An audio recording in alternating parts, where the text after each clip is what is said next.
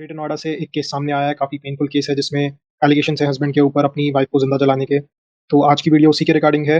पहले आप ये पोस्ट और वीडियोज़ देखिए, उसके बाद मैं केस को आगे एक्सप्लेन करता हूँ।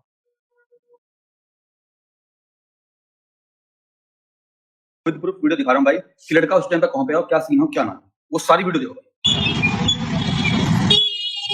अब 45 होते के साथ ही रोड मचेगी आगे आबादी से। ये भागो चलो ना, अभी बाहर से दुकान में से आकर उसको बता के देखेंगे।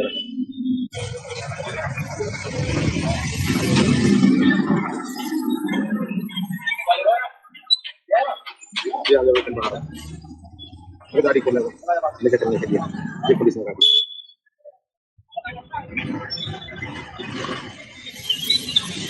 और सब में भागा तो वीडियो देख ली थी आपने, तो अब भाइयों आप सबे साफ दिखो, लड़का बाहर खड़ा है। अब इसमें कुछ बंदे ये बना दीजिए भाई कि लड़का ऑफ लगा के बाहर हुआ है।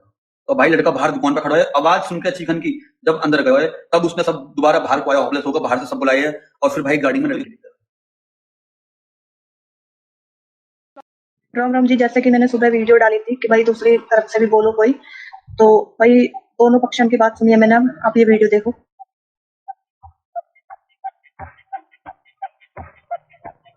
इस वीडियो में सास बहुएं मार रही ना बचा रही है, अपनी लड़का ये पीट रही है। और आप दूसरी वीडियो देखो।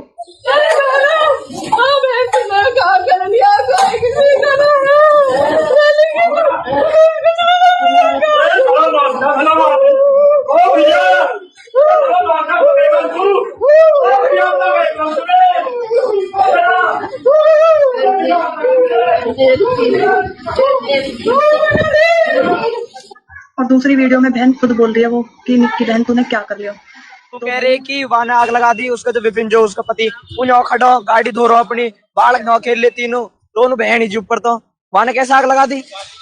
सासू दूध लेने गई, ससुर इंगे गए जी डोलने, वो है ना इंगे लड़का नीचे खड़ा हो, वहां के बच्चे गाड़ी धोने में साथ दे रहे हैं। लड़के ने आग लगाई। जब हम ऊपर पहुंचे थे वो जीने, हाँ मेरा बड़ा भाई था, मैं उसके साथ पहुंचा था। जब वो उधर पड़ी थी जीने की तरफ, तो वो ऐसे कह रही थी मुझे बचा लो, मुझ पर गलती होगी, मुझे बचा लो, मुझ पर गलती होगी। तो उसकी बड़ी बहन कह रही तूने ये क्या कर दिया, तुझे ऐसा नहीं करना चाहिए था। तो वो कह रही थी मुझे बचा लो आखिरी बार। फिर उसे गाड़ी में गए, भागे भी थे, पर विपिन पे गाड़ी नहीं चली, वो होपलेस हो गया था, कभी किसी गाड़ी में टक्कर मार दे। फिर उसका वो आया था ताऊ का लड़का देवेंद्र, उनके जो भाई थे वो लेके गए थे फिर गाड़ी। लेकिन जो उस लड़के पे एलिगेशन लगाया जा रहा ना, वो गलत है। क्यों? हमें भी एक टाइम पे ऐसा लगा कि ऐसा होगा, लेकिन जब हमने सीसीटीवी अपने घर तक की सब निकाल के देखी है कैमरा की, उसमें लड़का नीचे खड़ा है, बच्चे भी नीचे खेल रहे हैं। जो बच्चा बयान कर रहा है ना कि मेरी मम्मी को लाइटर से जला दिया कर दिया, वो बच्चा नीचे खेल रहा है और साथ में उसके बड़े भैया के बच्चे खेल रहे हैं। तीनों बच्चे नीचे हैं, लड़की ने आग लगाई है, उसकी बहन ने वीडियो बनाई है। अब इसमें स्टार्टिंग से जानते हैं हुआ क्या था। स्टार्टिंग में जब ये केस आया तब काफ़ी जो फेमिनिस्ट पेजेस के लिए काम करते हैं सोशल मीडिया इन्फ्लुएंसर्स, उन्होंने हस्बैंड की सारी गलती इस केस में बताई।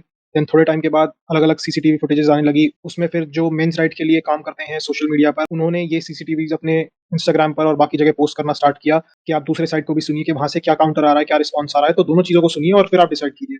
अब इस केस में इन्वेस्टिगेटिंग ऑफिसर अपॉइंट हो चुके होंगे। उनका काम होगा कि जितने भी ये नेबर्स थे इन सबकी स्टेटमेंट ली जाएगी। उनकी स्टेटमेंट के बेसिस पर ये डिसाइड किया जाएगा कि एक्चुअल में उस दिन हुआ क्या था। तो फिर एक स्टोरी लाइन बिल्डअप की जाएगी, एक टाइम लाइन बिल्डअप किया जाएगा कि उस टाइम पर हस्बैंड कहाँ था और आग कैसे लगी, कैसे लोग भागे उसे बचाने के लिए, और ये सब इस तरीके से एक स्टोरी लाइन कंपाइल की जाएगी। और उसके बेसिस पे देखा जाएगा कि हस्बैंड का कुछ क्राइम है या नहीं है, उसने कुछ ऑफेंस कमिट किया है या नहीं किया है। जो वाइफ है, उसकी बहन और उसके जो पेरेंट्स थे लड़की के, वो एलिगेशन लगा रहे हैं कि हमारी बेटी को जलाया गया है। अब इसमें बच्चे की भी स्टेटमेंट आई थी, उसने कहा कि मेरी माँ को जलाया गया पेट्रोल छिड़ककर। तो उस बेसिस पे, उनके स्टेटमेंट के बेसिस पे केस तो ये चलेगा। रीजन कि जब आप किसी भी केस में, चाहे वो सिविल हो क्रिमिनल हो, एक पार्टी एक व्यू रखती है, दूसरी पार्टी दूसरा अपोजिंग व्यू रखती है, तो यहाँ पर एक डिस्प्यूट क्रिएट हो जाता है। अब इस डिस्प्यूट को रिजॉल्व करने के लिए आपको एविडेंस लीड करना पड़ता है, कोर्ट में एविडेंस शो करना पड़ता है दोनों साइड्स को, और उस एविडेंस के बेसिस पे देखा जाता है कि कौन सी पार्टी सच बोल रही है। तभी क्राइम का एक्चुअल में पता लगाया जाएगा कि कोई ऐसा क्राइम हुआ भी है या नहीं है। अब इसमें इन्वेस्टिगेटिंग ऑफिसर्स क्या करते हैं कि डाउरी डेथ से रिलेटेड केस में अगर क्लियर कट शो होता है कि जो डेथ है वो बिल्कुल क्लियर कट दिख रहा है कि मर्डर है, वो सिर्फ डाउरी डेथ नहीं है, वो मर्डर है, तो इसमें 302 का ऑफेंस लगता है आईपीसी। डाउरी डेथ के केसेस में उसे 304 बी में देखा जाता है, 302 में नहीं। 302 में लाइफ इंप्रिजनमेंट होती है एंड कैपिटल पनिशमेंट भी दी जाती है। लेकिन जो डाउरी डेथ का केस है, जिसे 304 बी में देखा जाता है, उसमें मिनिमम पनिशमेंट 7 साल की है और मैक्सिमम पनिशमेंट लाइफ इंप्रिजनमेंट है। तो जितना मुझे लगता है इसे डाउरी डेथ में ही देखा जाएगा और 302 आईपीसी में मर्डर के केस में नहीं देखा जाएगा। अब इसमें investigating officer with in 3 months chargesheet file करेंगे। अगर 3 महीने से ऊपर वो चार्जशीट फाइल करते हैं तो जो हस्बैंड है उसे डिफॉल्ट बेल लेने का राइट मिल जाएगा। तो उसको बायपास करने के लिए एक प्रीलिमिनरी चार्जशीट फाइल कर दी जाती है ताकि हस्बैंड डिफॉल्ट बेल ना ले पाए। चार्जशीट फाइल होने के बाद आर्ग्यूमेंट्स ऑन चार्ज होगा, लेकिन इसमें फॉरेंसिक एविडेंस बहुत इंपॉर्टेंट होगा, तो फॉरेंसिक एविडेंस आने में, एफएसएल रिपोर्ट आने में सालों लग जाते हैं। तो चार्ज पर आर्ग्यूमेंट्स ही नहीं हो पाते हैं जब तक एफएसएल रिपोर्ट नहीं आती है। तो एफएसएल रिपोर्ट जब तक आएगी तब तक ये केस चार्ज पे ही लगा रहेगा, यानी इसमें चार्ज भी डिसाइड नहीं होंगे।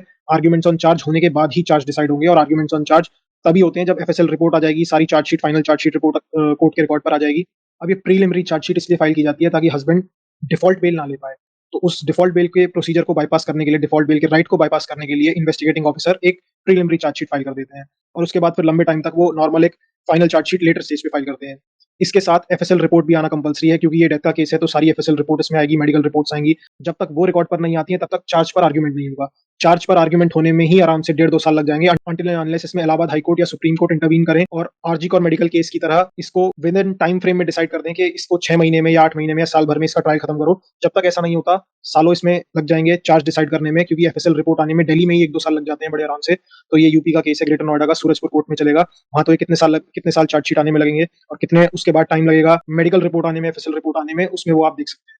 उसके बाद चार्ज पे आर्गुमेंट होगा, उसके बाद ये डिसाइड होगा कि इसको आईपीसी के 304 बी सेक्शन में चलाना चाहिए, जो बीएनएस में सेक्शन बदल चुका है, उसके अंडर चलाना चाहिए। चार्जेस डिसाइड होने के बाद इसमें एविडेंस लीड किया जाएगा। एविडेंस कराने में भी सालों लगेंगे। पहले जो पुलिस के साइड के विटनेसेस हैं उनका एग्जामिनेशन होगा, क्रॉस एग्जामिनेशन होगा। उसके बाद जो एक्यूज्ड है उनके फेवर के जो विटनेसेस हैं, जो स्टार्टिंग में आपने देखा हस्बैंड के साइड के जो पड़ोसी नेबर्स जो उनके फेवर में बात कर रहे थे, उन्हें वो अपने फेवर में कोर्ट के रिकॉर्ड पर लेकर आएंगे, उनका एग्जामिनेशन कराएंगे। पब्लिक प्रोसिक्यूटर उन नेबर्स का क्रॉस एग्जामिनेशन करेगा। देन डिसाइड होगा फाइनल आर्ग्यूमेंट्स में कि हस्बैंड का क्राइम प्रूव हुआ है या नहीं हुआ है, हस्बैंड का गिल्ट प्रूव हुआ है या नहीं हुआ है। तो ऐसा करके इसमें लगभग 6 से 8 साल बड़े आराम से लग जाएंगे केस को डिसाइड होने में। अब इस केस में बैक एंड में क्या हो सकता है वो जान लेते हैं। बैक एंड में ये होगा कि अगर हस्बैंड साइड इन्फ्लुएंशियल है या पैसे वाली है, तो वो इन्वेस्टिगेटिंग ऑफिसर को पैसे वैसे देकर अपना रोल है इस केस में कम कराने की कोशिश करेंगे। वो कम कराने की कोशिश कैसे करेंगे? अब आप लोग कहेंगे कि वीडियोस पहले ही हस्बैंड के फेवर में है, वो उन्हें क्या जरूरत है कि वो इन्वेस्टिगेटिंग ऑफिसर को पैसे वैसे दें या कुछ करें। अब इसमें पुलिस कैसे पागल बनाती है लोगों का, वो मैं बताता हूँ। हस्बैंड के फेवर करने वाले जो लोग थे, जो विटनेसेस थे, हो सकता है कि पुलिस उनकी स्टेटमेंट्स रिकॉर्ड ही ना करे।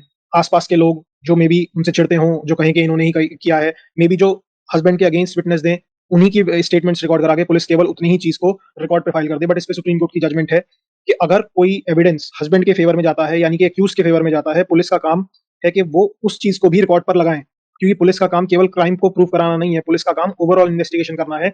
अगर कोई एविडेंस या कोई चीज प्रोसिक्यूशन के केस के अगेंस्ट जाती है तो पुलिस का काम उसको भी कोर्ट के रिकॉर्ड पर लगाना है। वरना लेटर स्टेज में हस्बैंड साइड 482 सीआरपीसी के अंडर हाई कोर्ट को अप्रोच करेंगे कि हमने अपने फेवर की वो बातें दी थी, पुलिस ने चार्जशीट पे वो चीज नहीं लगाई है, ये बातें भी आती हैं, तो इससे ट्रायल और डिले होता है। तो ऐसे में हस्बैंड साइड क्या कोशिश करती है या अक्यूज साइड क्या कोशिश करती है कि वो पहले से ही आईओ से कुछ सेटिंग प्लॉटिंग कर लें और अपने फेवर की बातें चार्जशीट में ऐड करा दें, ताकि उनको इन फ्यूचर हेल्प मिले केस में जल्दी रिलीज होने में, केस में जल्दी अपने फेवर की बातें दिखाकर या तो बेल पे जल्दी बाहर आ सकते हैं और इन फ्यूचर वो केस को अपने फेवर में जजमेंट ला सकते हैं। तो इस तरीके से सब कुछ होता है एक ट्रायल कोर्ट में, जिसमें इन्वेस्टिगेटिंग ऑफिसर को इन्फ्लुएंस करना, जजेस को इन्फ्लुएंस करना, पब्लिक प्रोसिक्यूटर को इन्फ्लुएंस करना, उन्हें पैसे देना, ये सब चलता है ताकि वो अपने फेवर में जजमेंट एट द एंड ला सके।